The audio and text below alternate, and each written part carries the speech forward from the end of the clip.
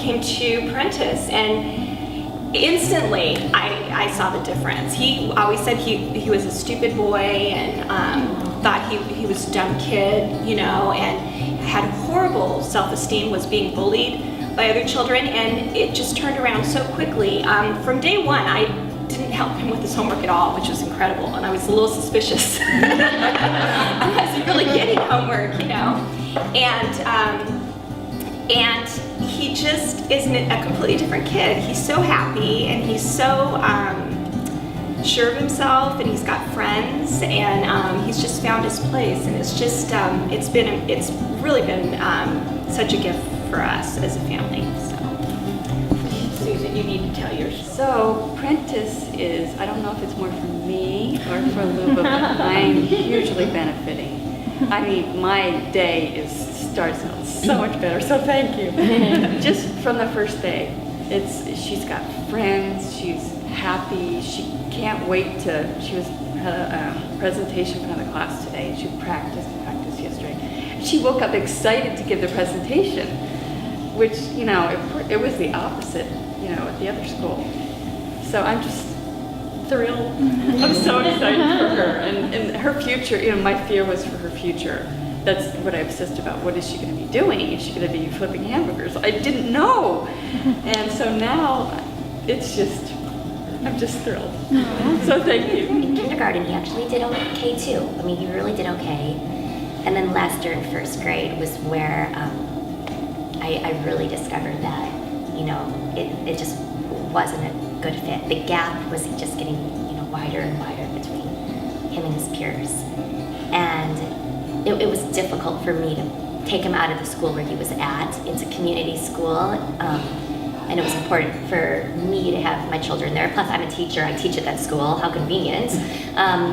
But we found Prentice. A little boy in our street went to Prentice, actually. I sent my parents here. My mom was a special education teacher for 30 years, and I was busy working, so my parents went first and met with Carol, and they said, Joy, you know, this school is made for Ryan. You've got to bring him here. So I interviewed, and I felt the same way. I knew right away. It's been wonderful. He also said to me a couple weeks ago, this was really wonderful. He was doing his homework, his math homework. And he said to me, and I don't know if this is true or not, but he says to me, Mom, I'm the best one at math in my class. I mean, that he believes that he's the best at something academically. Yeah, he thinks he's the best scooter rider and bicycle rider, which is so cool. But for him to believe that he is the best at something academically, and like I said, I don't know if he is, but for him to believe that, I was like, wow, and I'm a math teacher, so that made me happy. Yes. But it's been great. He's doing really well. And I'm very thankful to have found Prentice. Prentice.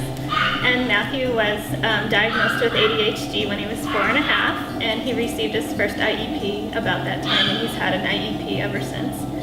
And he had difficulty in preschool, and he had difficulty in kindergarten, although he had an A, so that kind of eased the burden on the teacher, I think. But he was unmedicated at those times, because who medicates their 4-year-old? I mean, it would have been good if I had, now thinking back on it, but who, you know, that's not going to fly with too many people. And so, but starting in first grade, then we moved to Irvine, and we decided, yes, he really needs to be medicated, and that really helped him a lot, be able to cope in school, and he was able to learn much better, and he was getting all kinds of services from our school. Our school is a fantastic school, and they really did care about Matthew, and they really wanted what's best for Matthew.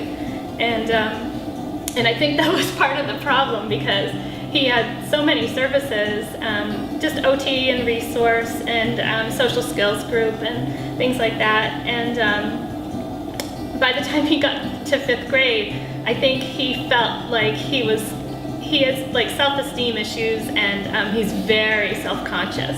And I think by that time he felt like he was labeled, or he had almost labeled himself special ed, you know, and Mom, I don't want to get pulled out for special ed anymore. I don't want to go to resource. I don't want to do any of that. You know, I just want to be like everybody else. And it's not possible at our school. You know, the kids are just really high functioning, really academically advanced at that school. And so I said, well, okay, and this was impacting his motivation, obviously, his motivation and his attitude. So we have a friend who goes to Prentice, a neighbor friend around the corner, and we had known other people, and we just said, okay, well, maybe this is what's best for you. And he went and interviewed with Mrs. Lerner, and she made him feel very welcome. And she felt like, you know, she really felt like, okay, I think he felt like she really wanted him to come to Prentice, and I think that's what he needed. He needed to feel like he was invited or welcome, or that he felt that he fit in. You know, I think that basically he got his wish, because now, you know, right down to the clothes, like he is like everybody else, you know, pretty much in every aspect. He is like everybody else. He doesn't get pulled out. He gets personal attention just right in the classroom. So for him, Andy got a locker, and that was like the hot lunch program. That was the key for him too. He's like, I'm gonna get a locker. So in 6th grade at our school, kids don't have lockers. They're still in elementary school. So basically, you know, he's happy. He has met a new friend who's also new at the school, and he's chugging along.